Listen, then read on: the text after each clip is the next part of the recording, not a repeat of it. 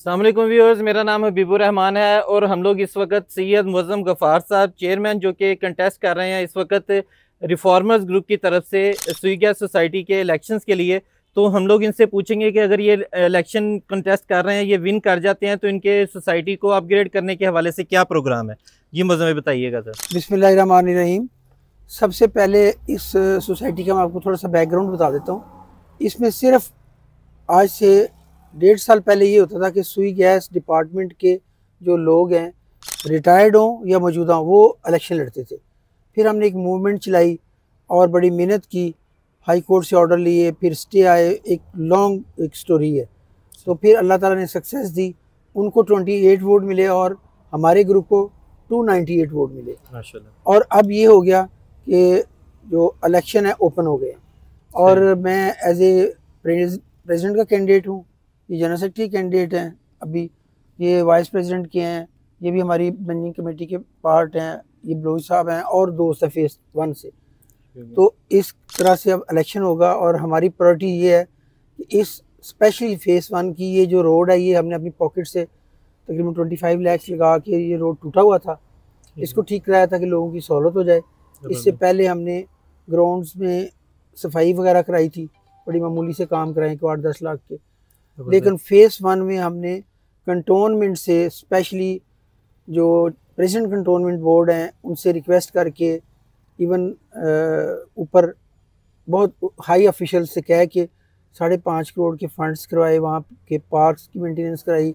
Roads जितनी यहाँ टूटी हैं वो उतनी ही फेस 1 में भी टूटी हुई थी, हालांकि वो DHA 4 के साथ है। जी जी। तो और वाटर फिल्ट्रेशन प्लांट को ठीक कराया, पार्क्स को ठीक कराया, सड़कें दोबारा बनवाई, बाई डायरेक्शन मीटर लगाया। पहले वहाँ पे हर घर का 84 रुपीज़ यूनिट बिल आता था, अब 57 तक आ गया।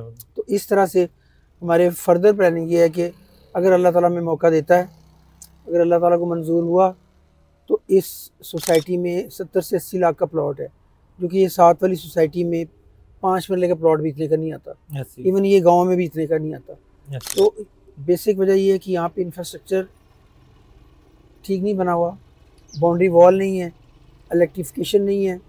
ग्रिड स्टेशन को जो साबिक इंतज़ामिया है आज से, जो उन्हें 32 कनाल जगह ग्रिड स्टेशन को मेन बुलेवार्ड में दे दी है, लेकिन सोसाइटी के लिए बिजली नहीं ले पाए। कितने अफसोस की बात है, जो 60 घर रहते हैं, कम से कम वो जगह 1 अरब रुपए की है। वो ग्रिड स्टेशन देते वक्त उनको चाहिए था कि कम से कम 10 ट्रांसफार्मर वो वहाँ पे यहाँ पे लगाते, लेकिन इन सब चीज़ों का एक है।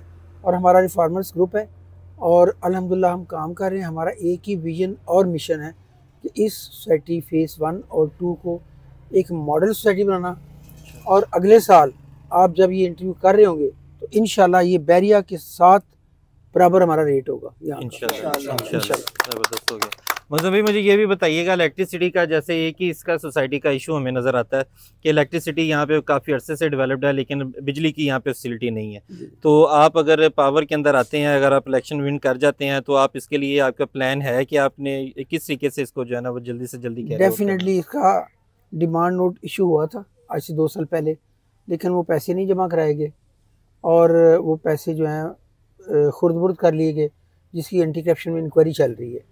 तो हमारा प्लान ये है कि यहाँ पे हम फंड्स जनरेट करेंगे, मेंबर्स पे बोझ नहीं डालेंगे, ठीक है। जबकि यहाँ पे सोसाइटी के एसेट्स मौजूद हैं, हम उनकी बाकायदा ओपन ऑक्शन थोड़ी सी करेंगे, उसमें एक नैब का नुमाइंदा होगा, एक एंटी करप्शन का नुमाइंदा होगा, और हमारी मैनेजिंग कमेटी के जो है एक कमेटी बनाएगी। उन फंड्स के ज़रिए से हम फौरी तौर पे 1 महीने 2 महीने के अंदर अंदर बिजली लगवाएंगे। सही। और सबसे जो बड़ा इशू उससे भी बड़ा है कि बिजली लग जाए तो आपकी बाउंड्री वॉल नहीं है।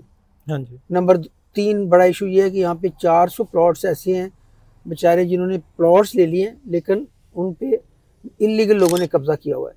सही। कोई लिटिगेशन चल रही है। तो हमारा ये प्लान में शामिल है कि प्रायोरिटी पे इलेक्ट्रिफिकेशन, लिटिगेशन को ख़त्म करना, सही, और उसके बाद इसकी बाउंड्री वॉल करना, और हार्टिकल्चर और अंदर डेवलपमेंट, और फिर ये मतलब 1.5 साल में इंशाल्लाह ताला, बल्कि साल के अंदर मेरा ये प्रॉमिस है, ये हम दोबारा इंटरव्यू करेंगे तो अल्लाह के हुक्म से ये सोसाइटी इस 7 वाली सोसाइटी के बराबर रेट होगा इंशाल्लाह। जबरदस्त, इंशाल्लाह। बहुत शुक्रिया मदन साहब, दुआ करते हैं आपके लिए, अल्लाह ताला आपको इंशाल्लाह कामयाब करे। Nice to meet you. Thank you sir, thank you.